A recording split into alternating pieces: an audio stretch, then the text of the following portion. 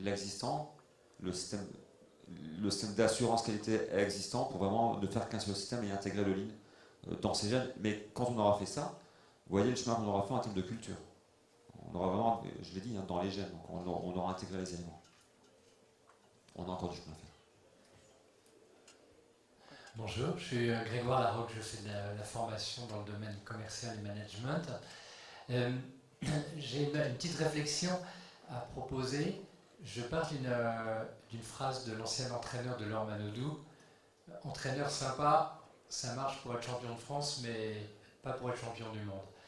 Et je vois tout à l'heure sur les traits de personnalité nécessaires aux leaders, on a les 5 premiers points qui sont sur du consensus, sur du bien-être, de l'entourage, ainsi de suite, de l'exemplarité. Et le 6e, être visionnaire. Alors, sans être entraîneur olympique, effectivement, est-ce que le leader, c'est pas aussi le gars qui arrive après toute l'équipe, qui a des pics de colère, mais qui a cassé les pieds à la direction pour changer à temps la machine 4, et c'est grâce au changement de la machine 4 que l'atelier est encore ouvert. Et ce gars-là, les gens vont le suivre au bout du monde. Alors, comment détecter ça dans on va dire, le courant actuel qui est beaucoup sur le bien-être, qui est beaucoup sur le partage de bien-être, et ainsi de suite?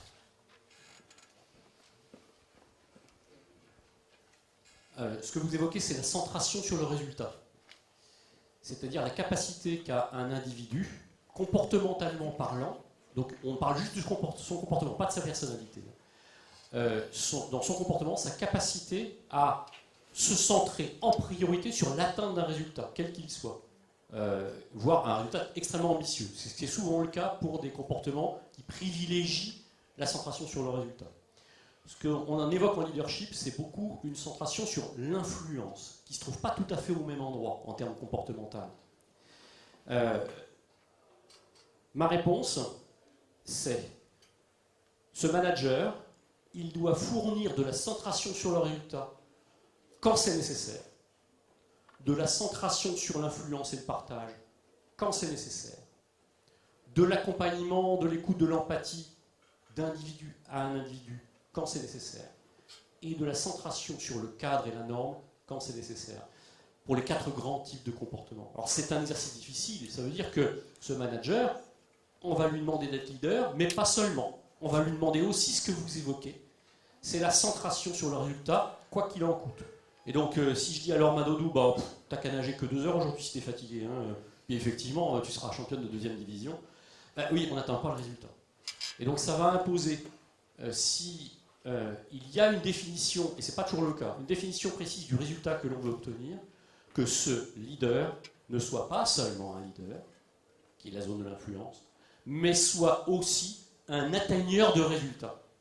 Et donc qu'il soit capable, si c'est ce qu'on attend de lui, de mettre en priorité, et quoi qu'il en coûte, alors le quoi qu'il en coûte c'est un terme dit pénible, c'est Napoléon qui dit l'intendance suivra, hein.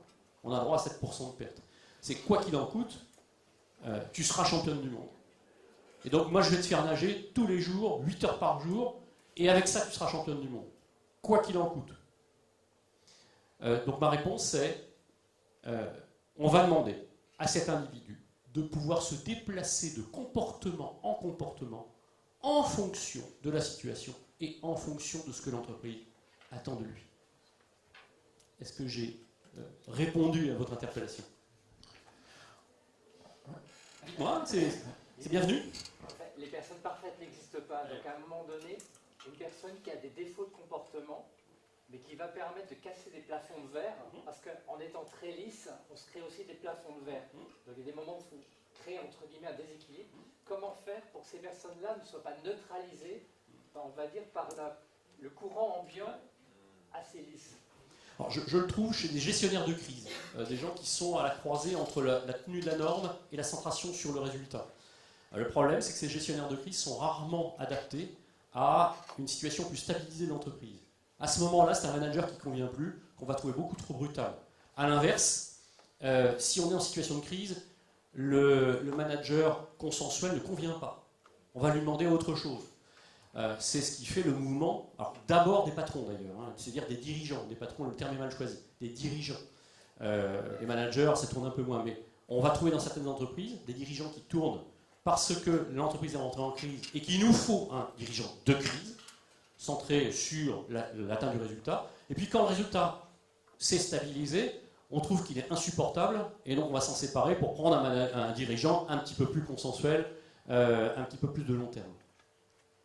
Ça répond mieux? On prend une dernière question.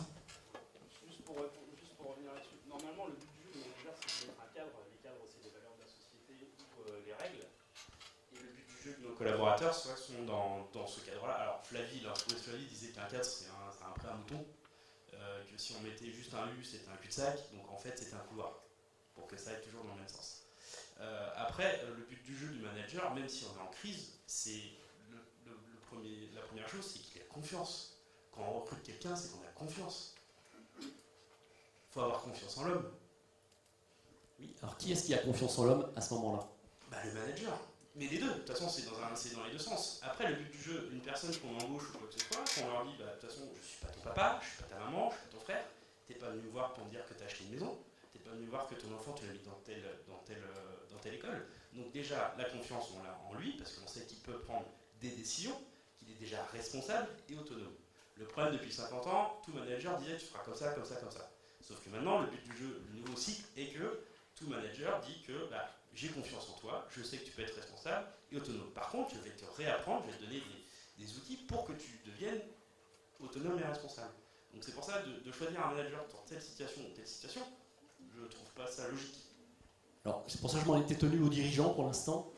Dirigeant ou justement le problème du manager c'est où on se place maintenant avec cette forme de management. Ouais. Alors je vous entends, j'ai pas pu le vérifier, c'est-à-dire que c'est ce qu'on évoquait par l'homme parfait, la personne parfaite, hein, capable de se déplacer tout le temps sur le comportement qu'on attend de lui. Okay, jouable, difficile.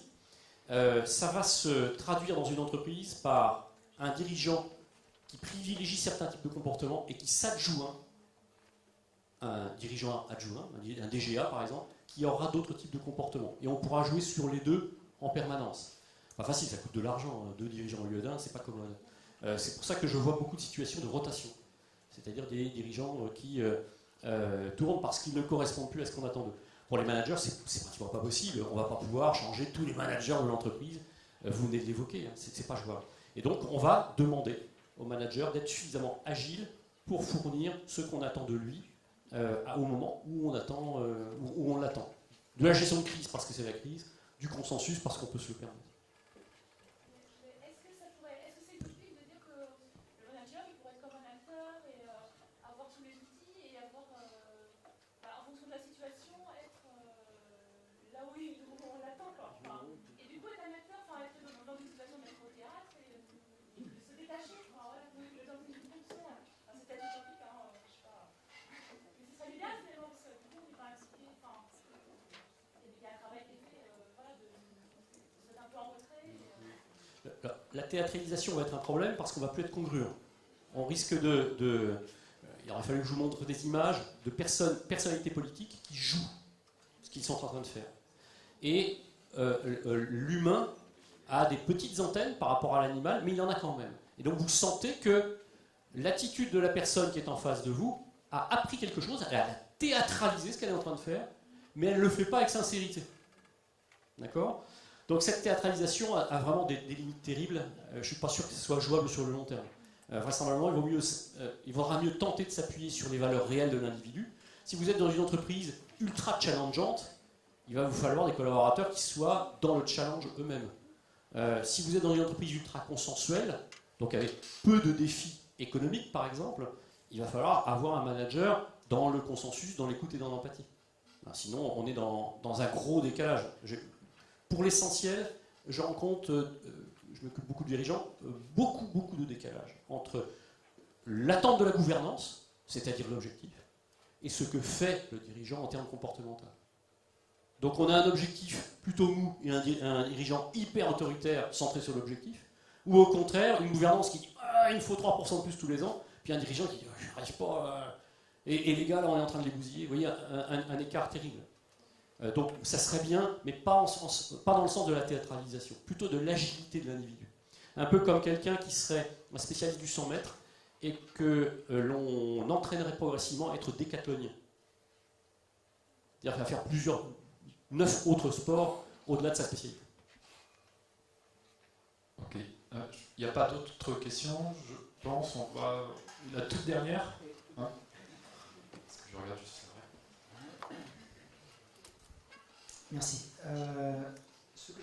Ce que j'ai pas entendu complètement jusqu'à présent, c'est peut-être l'importance, avant d'initier une démarche d'amélioration continue, hein, c'est la phase de diagnostic.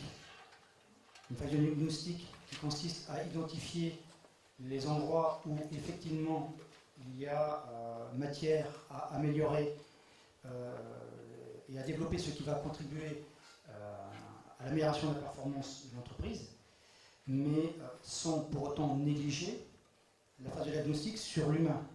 Parce que ce dont on a parlé jusqu'à présent, c'est comment faire en sorte que chaque personne, chaque partie prenante, va pouvoir contribuer justement à l'efficacité de la démarche d'amélioration continue. Et pour cela, de mon point de vue, et par rapport à l'expérience, à mon expérience vécue, il est important de bien identifier en amont, ce serait en quelque sorte la phase 0 par rapport à votre exposé, qui consisterait à bien identifier sur quel manager on va pouvoir s'appuyer dans un premier temps pour montrer l'exemple aux autres et ensuite pouvoir travailler avec tout ce qui s'est dit jusqu'à présent pour faire en sorte qu'il y ait le moins d'opposition possible et qu'il y ait collectivement l'identification de l'objectif global à atteindre par l'entreprise. Tout à fait raison, hein. C'est vrai que là on était centré vraiment sur le rôle du manager de proximité quand le train est lancé. Effectivement, avant de lancer le train, il faut savoir où on veut aller, avoir une stratégie et une tactique. Donc effectivement, vous avez tout à fait raison. La phase 0, c'est effectivement faire un diagnostic complet sur l'ensemble de la structure, donc à la fois technique, humaine, orga, parce que forcément vous avez un plan à construire de refonte de l'organisation, peut-être d'action technique, travailler sur l'homme, sur les équipes. Donc effectivement, il y a un JAG à faire, un alignement du CODIR sur l'état des lieux et sur là où on veut aller. Et effectivement, ça, ce sont les prérequis. Engager des machines sans avoir fait ce travail-là. Mais votre question est bonne parce qu'on a beaucoup de boîtes qui mettent en place du lean sans faire ce JAG. Et ce point 0 est alignement avec l'équipe de direction. On dit bah tiens on va faire du 5S parce qu'on a lu qu'il fallait faire du 5S. Et puis tiens je vais faire un tour de terrain structuré parce qu'on dit que c'est pas mal. Non, si je fais ça, je ne réponds pas à la question du pourquoi. Et tout à l'heure dans le changement, on a vu il faut avoir une vision, aussi une nécessité. Et je rebondis sur ce que vous disiez, la personne qui a le micro là. Effectivement, non mais je rejoins sur la notion de nécessité. Si on fait des choses, des fois il faut bousculer les équipes. Il faut mettre un sacré coup un électrochoc. On doit secouer les équipes parce que sans changement, enfin, aucun d'entre nous, si je ne prends pas un coup de jus, mais pourquoi changer quoi, hein, finalement. Donc il faut envoyer la sauce et bousculer les équipes, par moment, centré sur le résultat. Mais voilà, donc je reviens sur ce que vous disiez, effectivement, un diag complet sur la structure, donc les différentes composantes de l'entreprise,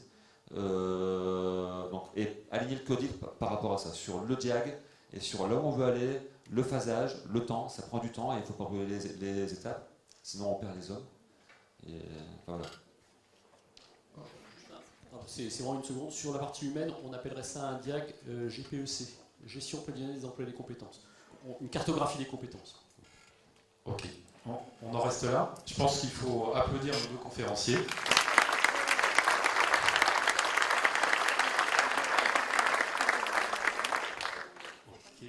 Et donc les conférenciers veulent vous remercier. Je pense que le débat était assez intéressant.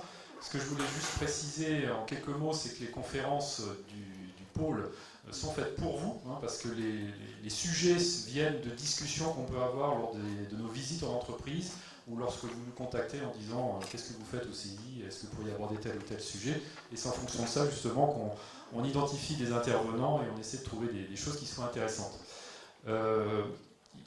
La chose qu'il y a, c'est qu'on a démarré ces conférences il y a à peu près 3 ans. Il y a 3 ans, à la première conférence, il y avait globalement 3 entreprises et on était 5 dans une salle. On est 3 ans plus tard et là aujourd'hui c'est notre plus grosse conférence, parce que vous êtes à peu près 90 personnes, il y en avait prévu 140. Il y a à peu près 70 entreprises présentes aujourd'hui, donc on est arrivé à un niveau très bon, je pense. Maintenant, ce qu'on voudrait faire, c'est d'aller le cap après la conférence. Et c'est pour ça, suite à aujourd'hui, on va vous envoyer une petite enquête pour déjà voir comment vous avez vécu ces 2 heures au CESI. Est-ce que vous avez été bien accueillis? Est-ce que vous êtes content des présentations, des intervenants? Enfin voilà. On va vous demander aussi de voir la partie réseau. Ça veut dire que souvent maintenant, j'ai des entreprises qui me disent super, je suis venu à une conférence, c'était super bien, et puis maintenant je repars, et puis voilà, c'est fini. Et donc il y a un manque là. Ça veut dire, est-ce que, je ne connais pas la forme, est-ce que ce serait intéressant pour vous, entreprises, de créer des sortes de réseaux entre vous? Parce que comme on le voit, les conférenciers ont leur vision, leurs compétences.